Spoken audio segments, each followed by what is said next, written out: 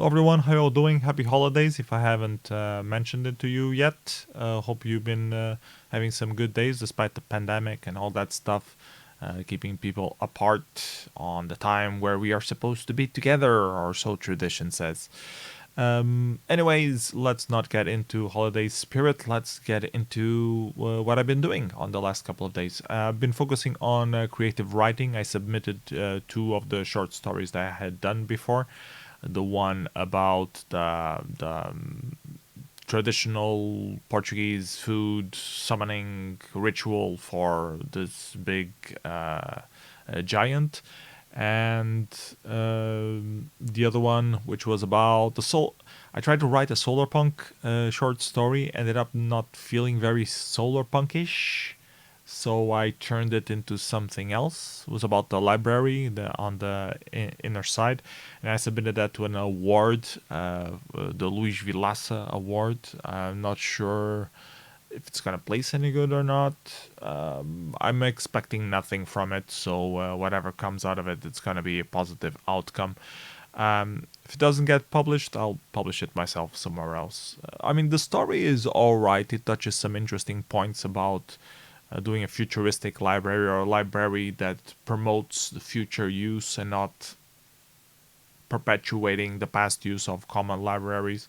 So in that aspect, I'm happy with it, and it also focuses on the difficulties that it is to make these projects that make total sense come into fruition. It's a really hard battle, and it's not for everyone. It's hard to get the motivation to keep churning away and trying to make your dream a reality. So I had a lot of that into the story, and I don't know. I think it's interesting, but let's see what people think. And eventually, I'll probably translate it into English as well and put it online. I'm thinking maybe at the end of 2021 doing like an edition, physical book edition of all the short stories. Maybe not 2021, maybe 2022, because the submissions that I've been delivering so far all sort of have a 2 year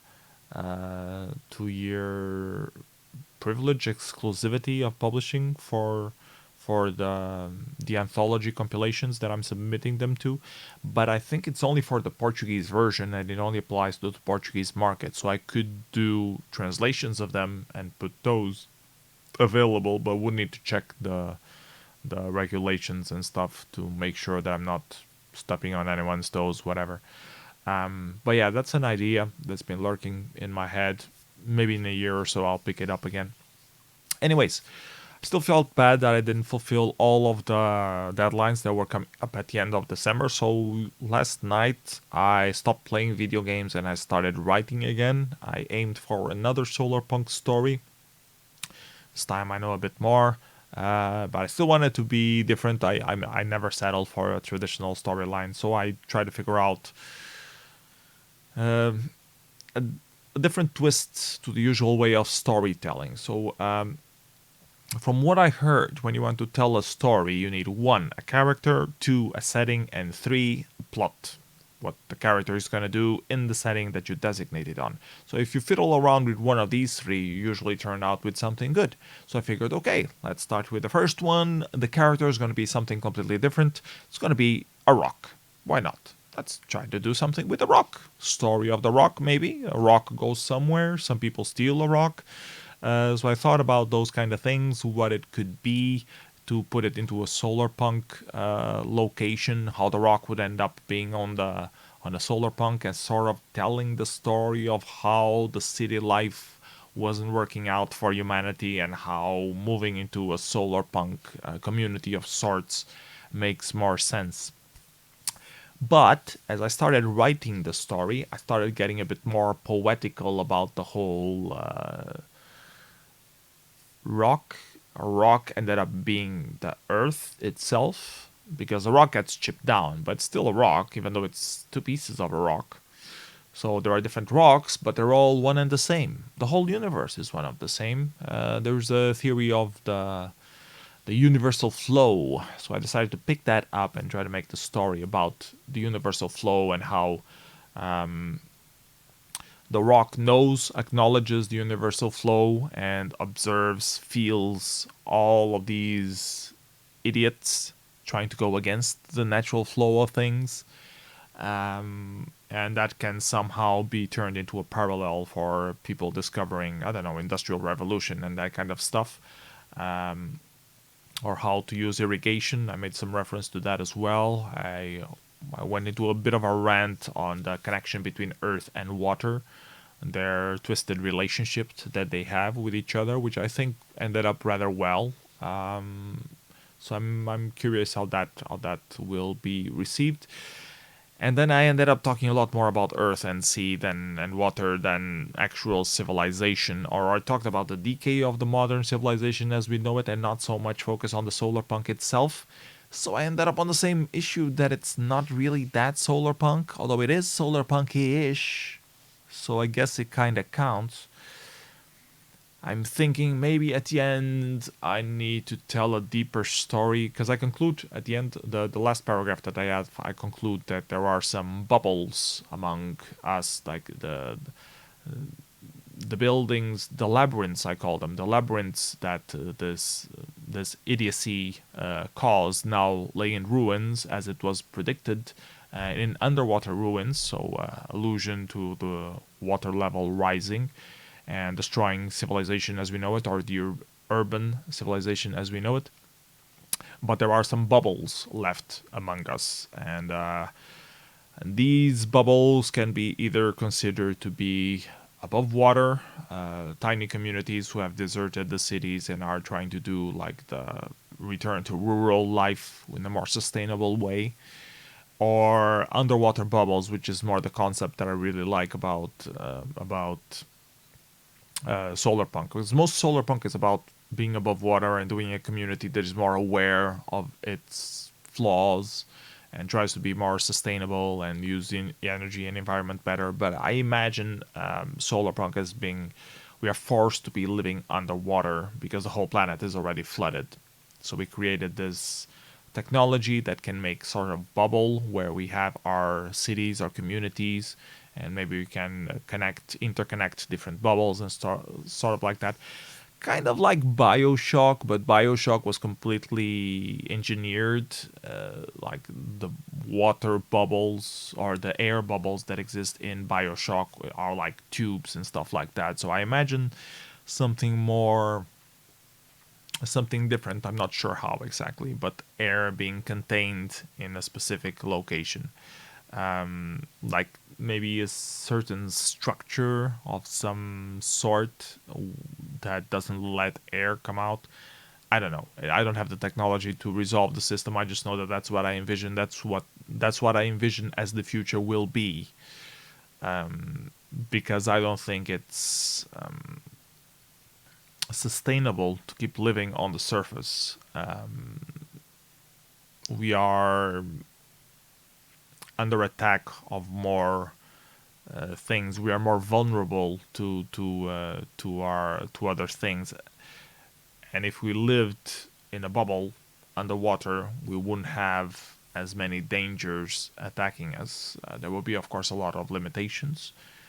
But that's how I envision the future, and I wanted to do a story that would kind of focus on that, but also allow the possibility that these bubbles are just a metaphor and that the bubbles are still above ground. Anyways, so I have that as the last paragraph, but it doesn't tell a specific story about Solarpunk, just that it was a new idea from the idiots that proliferated into some idiots. There are still idiots, but somehow ended up embracing the flow of all things a bit better and managed to survive. Stubbornly survive. So yeah, I'm not sure if I don't need to go into a bit more depth on how they survive or why they survive. No, talk a little bit more tech somehow, future tech, solar punk tech in some shape or form. I also feel like if I go too deep into specific location, analyzing a specific location, that I will lose the feeling of telling the story of Earth or rock itself. So I'm kind of a bit divided if I'm not destroying the story by forcing it into being more solar punk than it already is, just for the sake of it being for an anthology. So I have to sleep on it, I guess, or I'm gonna share it with Christina, my wife, and see what she thinks. Maybe she'll give me some pointers to figure out what I want to do with the story. But anyways, I should be able to submit it one way or the other to the deadline before the end of December. There are two more calls besides the Solarpunk one, which I don't think I will be able to do. One of them was steampunk. I don't have any good story ideas for steampunk right now. I did do a steampunk anthology submission a few years back, which was pretty good. I liked it, and I didn't get that much feedback out of it, but people who read it said that they liked it. So so I would like to return there, but I just don't know any particular story to tell at this point. So maybe if I have a new story before the end of the year, I'll do that. If I don't, well. And the other call that was also still open was Fears of the City, which are supposed to tell a story that has some sort of supernatural or fiction, imaginative, fantasy element, but is set in a modern city in Portugal. So you have to describe elements of the actual city. And the best example that I have for this is the